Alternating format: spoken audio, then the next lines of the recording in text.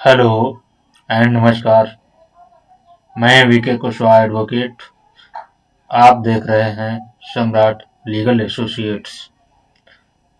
अगर आपको ये वीडियो यूजफुल लगे तो प्लीज़ चैनल को सब्सक्राइब करें, लाइक करें, कमेंट्स करें, ताकि हम और अधिक वीडियो बनाने के लिए, एजुकेशनल वीडियो बनाने के लिए उत्साहित हों। पिछले वीडियो में हमने हिंदू मैरिज एक्ट 1955 के सेक्शन 11 12 तक कंप्लीट कर 1 से लेकर 12 तक कंप्लीट कर लिए थे। आज के वीडियो में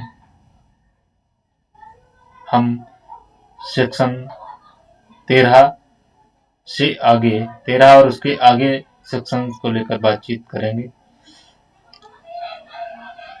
जैसा कि हम सब जानते हैं कि हिंदू मैरिज एक्ट का रोल, चाहे वो प्रतियोगी परीक्षा के लिए हो या फिर वकालत के प्रोफेशन में प्रैक्टिस के दौरान, बहुत ज़्यादा होता है। इसलिए इस अधिनियम की जानकारी होना, इसके प्रावधानों के बारे में जानकारी होना बहुत ज़रूरी है। धारा 13 से शुरुआत हम करते हैं। धारा 13 जो इस अधिनियम की धारा 13 है, इसमें ये प्रावधान किया गया है कि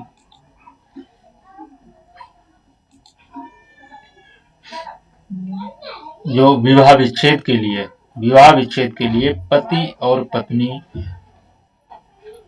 दोनों को कुछ ग्राउंड्स के आधार पर, अगर उनके बीच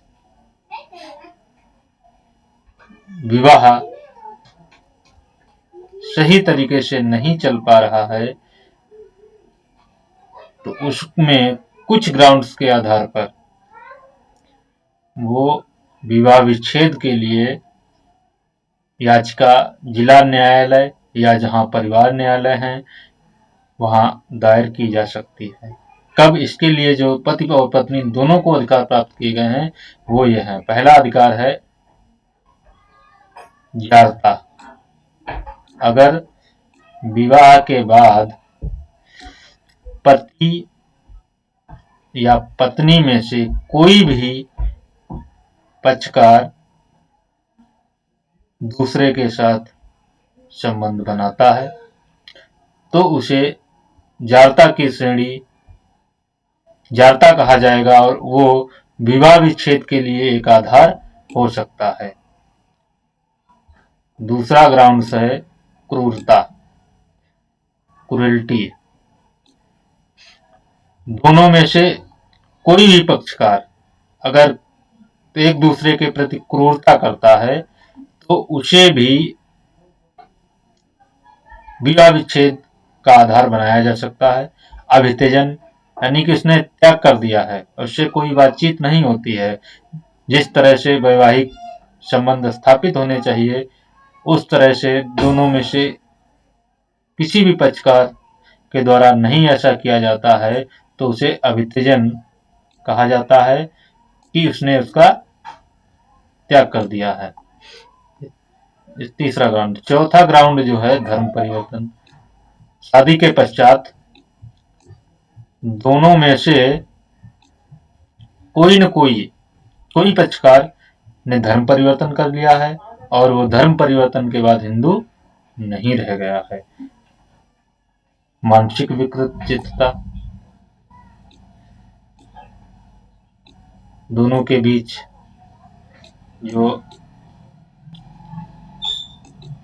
दोनों पक्षकारों में से किसी एक के द्वारा जो मानसिक रूप से सही नहीं है, इस बीमारी से ग्रसित हैं, मानसिक विकृतचित्तता के ग्राउंड के आधार पर भी विवाह विच्छेद की डिक्री पारित कराने के लिए जिला न्यायालय में अर्जी दायर की जा सकती है। या कोई यौन रोग हो, ऐसा रोग जो असाध्य हो, यानी जिसके ठीक होने की कोई संभावना नहीं है, जो लाइलाज हो, या उसने संसार का परित्याग कर दिया हो। संसार के परित्याग का मतलब है कि वो सन्यासी हो गया है और उसने गृहस्थ को छोड़कर सन्यासी हो गया है। तब भी दोनों पक्षकारों में से कोई भी विवाह विच्छेद के लिए न्यायालय में इस आधार पर विवाह विच्छेद ले सकता है, या फिर वो 7 वर्ष से लापता है। सॉरी, ये छठा ग्राउंड था। या वो 7 वर्ष से लापता है, यानी कि 7 वर्ष हो चुके हैं, उसकी कहीं कोई जानकारी नहीं है कि वो इस दुनिया में है या नहीं है। या 7वें के बाद में ये 8वां ग्राउंड है। 8वां ग्राउंड है न्यायिक पृथक्करण। जो दोनों पक्षकारों के बीच न्यायिक पृथक्करण की डिक्री पारित कर दी गई थी और उसके पारित होने के 1 वर्ष के पश्चात दोनों के बीच किसी तरह से कोई भी वैवाहिक संबंध स्थापित नहीं हुए हैं, तो उसके आधार पर भी विवाह विच्छेद के लिए याचिका प्रस्तुत की जा सकती है। और अगला ग्राउंड है 9वां, दाम्पत्य अधिकारों के पुनर्स्थापन की डिक्री का पालन न होना, यानी कि दोनों पक्षकारों के बीच दाम्पत्य पुनर्स्थापन के लिए न्यायालय के द्वारा डिक्री पारित कर दी गई थी। दूसरे पक्ष को उसका पालन करना था, दोनों पक्षों को, लेकिन पालन नहीं हो पाया। उसके 1 वर्ष के बाद विवाह विच्छेद के लिए डिक्री पारित कर दी। डिक्री पारित करने के लिए न्यायालय में आवेदन किया जा सकता है। इसी का सब सेक्शन 2 है, धारा 13(2).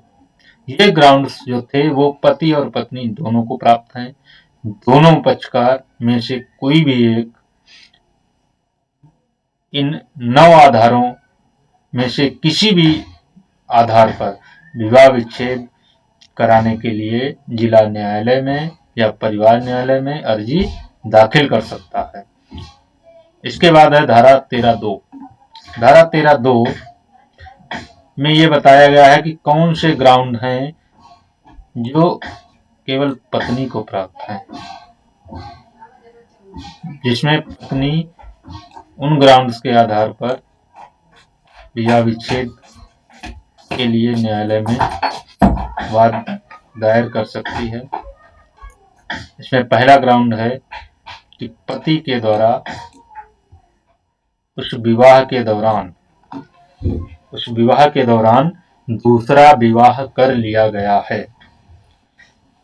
या दूसरा ग्राउंड जो है वो ये है, दूसरा ग्राउंड ये है कि पति के द्वारा अप्राकृतिक मैथुन का अपराध किया गया है। अप्राकृतिक मैथुन का अपराध किया गया है। या तीसरा ये ग्राउंड है कि न्यायालय के द्वारा पत्नी के पक्ष में भरण पोषण की डिक्री पारित कर दी गई है और उसके 1 वर्ष के बाद भी दोनों के बीच कोई सहवास नहीं हुआ है, तो पत्नी न्यायालय में विवाह विच्छेद के लिए वाद दायर कर सकती है। और चौथा ग्राउंड है यौवनावस्था का विकल्प। इसका मतलब ये है कि 15 वर्ष से कम उम्र में उसकी शादी कर दी गई थी, लड़की की शादी हो गई थी, और जब वो 15 वर्ष की पूरी हुई और 18 वर्ष से पहले अगर वो चाहें तो अपने विवाह का निराकरण करा सकती है। इसके लिए ये जरूरी नहीं है कि विवाह से के बाद जो है वैवाहिक संबंध स्थापित हुए हैं या नहीं स्थापित हुए हैं। अगर हुए हैं तो भी वो अपने विवाह का निराकरण करा सकती है, अगर नहीं हुए हैं तब भी करा सकती है, लेकिन ये 15 वर्ष की आयु के बाद और 18 वर्ष की आयु से पहले ही संभव है। इस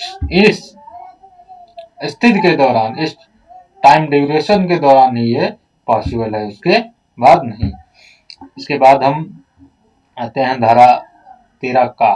धारा 13 का जो बताती है कि न्यायालय अगर चाहें तो विवाह विच्छेद की डिक्री पारित करने की बजाय न्यायिक पृथक्करण यानी कि जुडिशियल सेपरेशन की डिक्री भी पारित कर सकता है। किन किन आधारों पर? जो अधिनियम की धारा 13 में 267 का मतलब है क्रूएल्टी के आधार पर,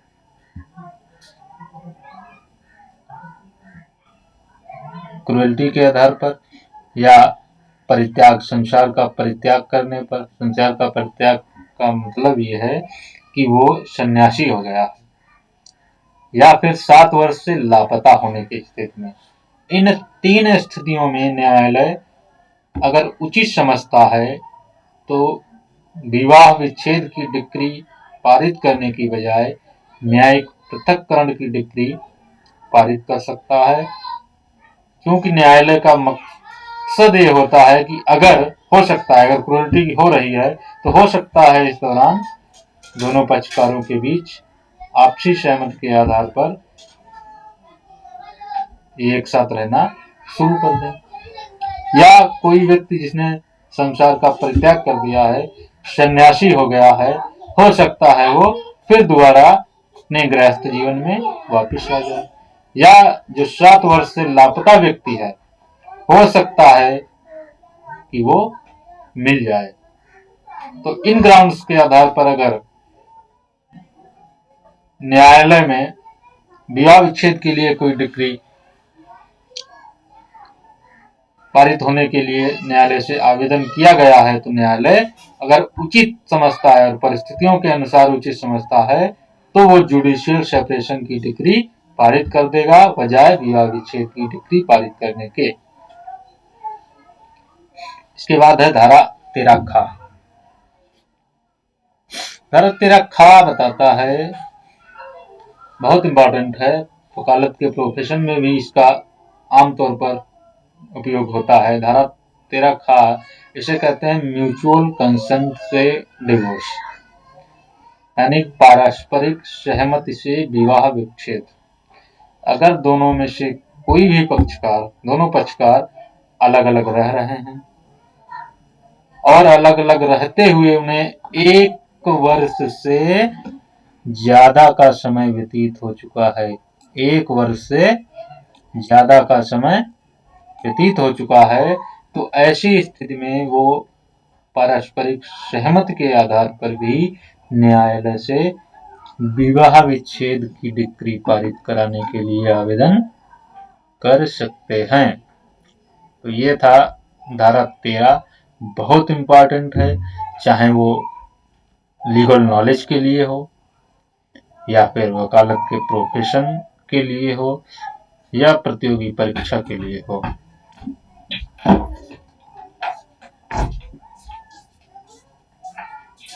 इसमें आगे और भी ये बताया गया है कि जब पारस्परिक सहमति से विवाह विच्छेद के लिए न्यायालय से आवेदन किया जाता है दोनों पक्षकारों के द्वारा, तो न्यायालय जो है फर्स्ट टाइम उसे 6 माह की डेट, इसे कहा जाता है कि 6 माह की जो है एक डेट दी जाएगी।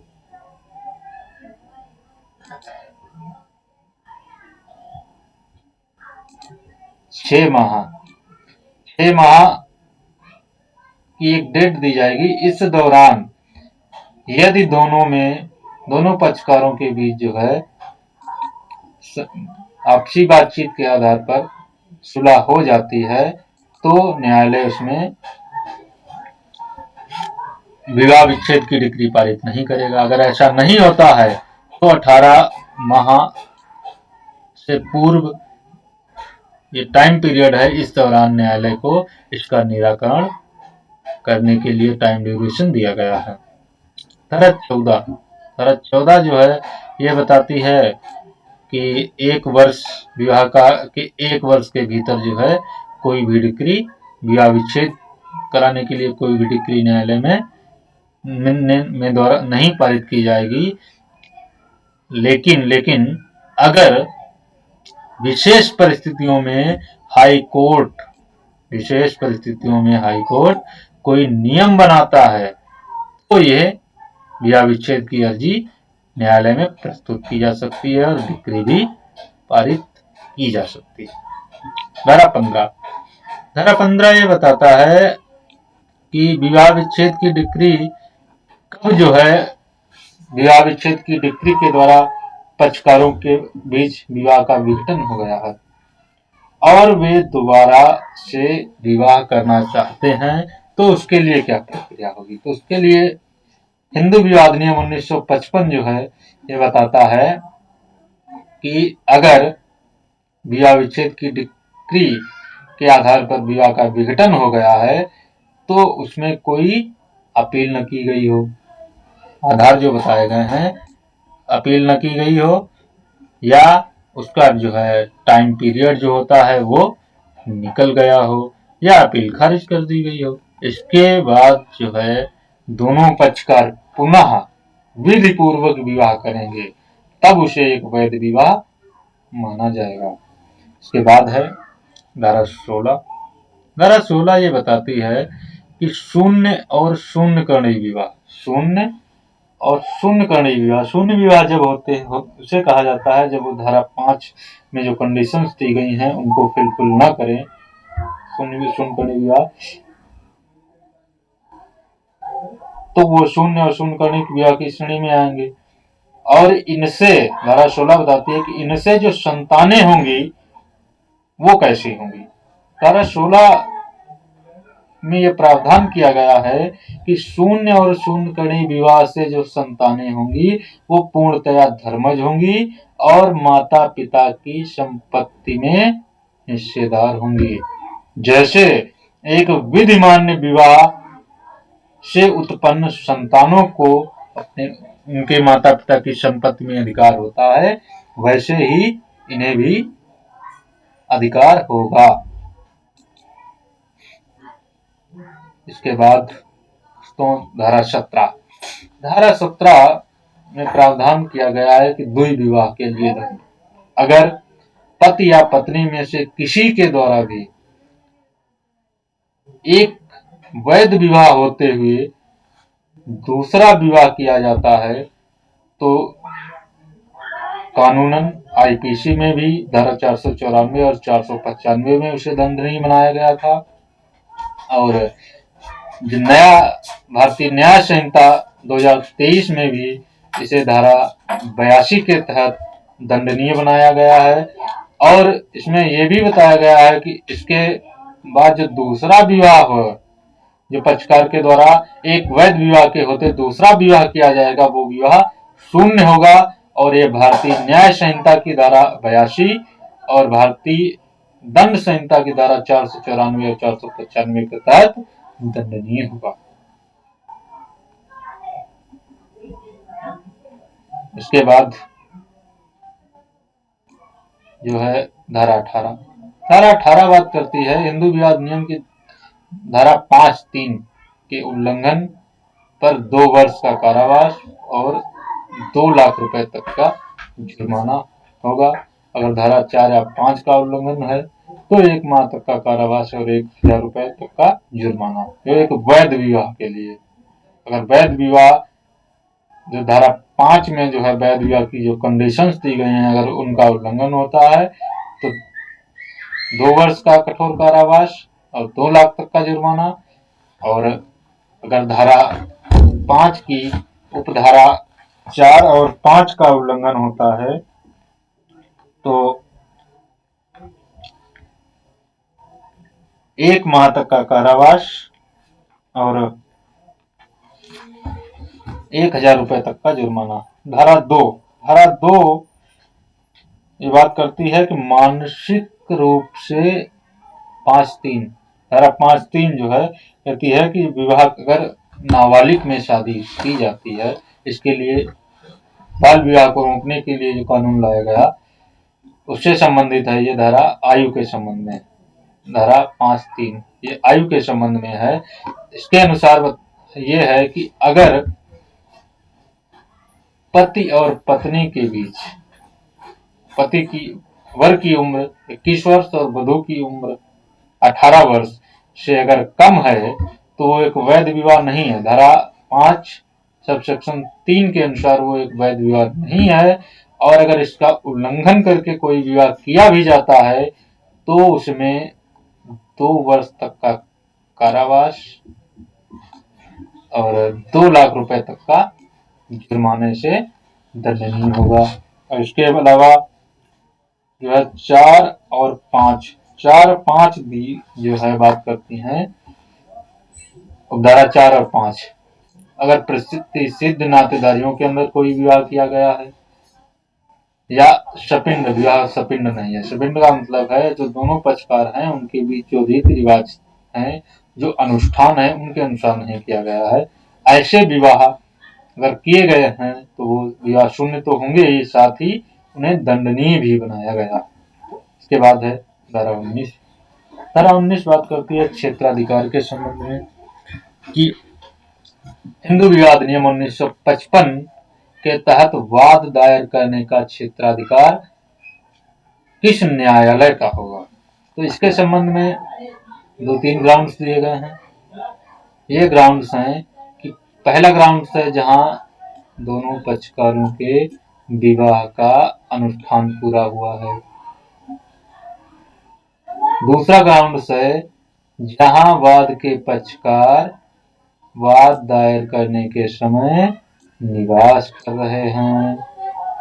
तीसरा ग्राउंड है कि अंतिम बार दोनों ने निवास कहाँ किया है, अंतिम बार दोनों ने निवास कहाँ किया।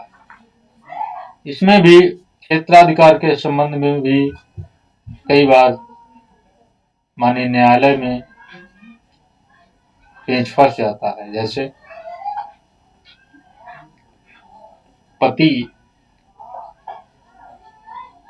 मान लिया कि लखनऊ का निवासी है और पत्नी जिला हरदोई की निवासी, तो क्षेत्राधिकार और विवाह के पश्चात जो है, विवाह जिला हरदोई के अंतर्गत हुआ है और विवाह के पश्चात वो अपनी ससुराल लखनऊ में रही और इसके बाद किसी अन्य जिले में जो है अस्थायी तौर पर रहने लगी। तो क्षेत्राधिकार वाद दायर करने का जिला हरदोई में भी है, जिला लखनऊ में भी है, और जहां वो अंतिम बार रही हैं वहां भी है। लेकिन इसके लिए जहां अंतिम बार रही हैं वहां उनको साबित करने के लिए कि यहाँ वो रही हैं, अंतिम बार दोनों पक्षकार विवाह के बाद रहे हैं, उनको साबित करना होगा। इसके लिए जैसे अगर कहीं मकान किराए पर लेकर रहे हैं तो उसका किरायानामा वगैरह है। और बाकी जहाँ शादी हुई है दोनों में से तो उनका एड्रेस शादी कार्ड में या आधार कार्ड वगैरह हैं, अन्य जो डॉक्यूमेंट्स हैं उनमें तो होता ही है। तो इस आधार पर क्षेत्राधिकार के आधार पर ये वाद दायर होते हैं। इसके बाद है धारा 20। धारा 20 जो ये बताती है कि इसके संबंध में जो तथ्य होंगे वो सत्यापित होंगे। जो वाद दायर किया जाएगा उसमें तथ्य जो है वो स्पष्ट करने होंगे कि किस आधार पर न्यायालय के समक्ष ये याचिका दायर हो रही हो है, चाहे वो विवाह को शून्य घोषित कराने के लिए हो या विवाह को शून्य करने घोषित कराने के लिए हो, या जो है धारा 9 के तहत रेस्टिट्यूशन ऑफ कंजुगल राइट्स के संबंध में हो, या धारा 13 के तहत डिवोर्स के लिए हो, या धारा 13B के तहत आपसी सहमति से विवाह विच्छेद के लिए हो, या धारा 24 के तहत वादकालीन भरण पोषण के संबंध में हो। इसमें धारा 20 कहती है कि सारे तथ्य जो हैं स्पष्ट करने होंगे और ये भी स्पष्ट करना होगा कि विवाह के संबंध में कोई संधि नहीं थी। इसका तात्पर्य ये है कोई कॉन्ट्रैक्ट बेस की मैरिज नहीं थी कि हम 1 साल साथ रहेंगे, 2 साल साथ रहेंगे, 3 साल साथ रहेंगे। इस संबंध की कोई भी मैरिज नहीं थी। इस तरह के जो है फैक्ट जो सब क्लियर करने होंगे। या वादकालीन भरण पोषण जब मांगा जा रहा है तो उसमें भी कई सारे तथ्य क्लियर करने होंगे। सबसे पहला तथ्य तो यही है कि शादी हुई है, तो शादी को आपको साबित करना होगा।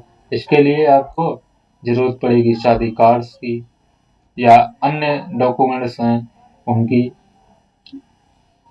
इसके बाद वादकालीन जो भरण पोषण मांगा जाता है तो वो पति के ही जो आय होती है उसी से मांगा जाता है कि उसी से देने के लिए न्यायालय आदेश पारित करेगा। अब वो जब मिलेगा जब पति के पास उसकी कोई अपनी आय होगी, उसी की आय से आपको मिलेगा। इसके बाद धारा 21 है। धारा 21 साधारण तौर पर सिर्फ ये बताती है कि ये अधिनियम जो है वो सिविल प्रकृति का होगा और इस पर ये सीपीसी के प्रोसीजर इस पर लागू होगी और उसी के अनुसार वाद दायर होगा, सुनवाई होगी और उसका निस्तारण होकर डिक्री पारित की जाएगी। इसके बाद डिक्री पारित की जाएगी और सब सीपीसी के अकॉर्डिंग ही रहेगा। इसके बाद जो है धारा 21 और इसके में ये और भी बताया गया है कि इसमें जो कोई अगर अपील की जाती है तो उसका निस्तारण तामील होने के 6 माह के अंदर हो जाएगा। इस मुकदमे का निस्तारण जो है तामील होने के 6 माह के अंदर होना चाहिए और अगर कोई अपील होती है तो उसका निस्तारण 3 माह के अंदर करने का न्यायालय प्रयास करेगा। इसके बाद धारा 22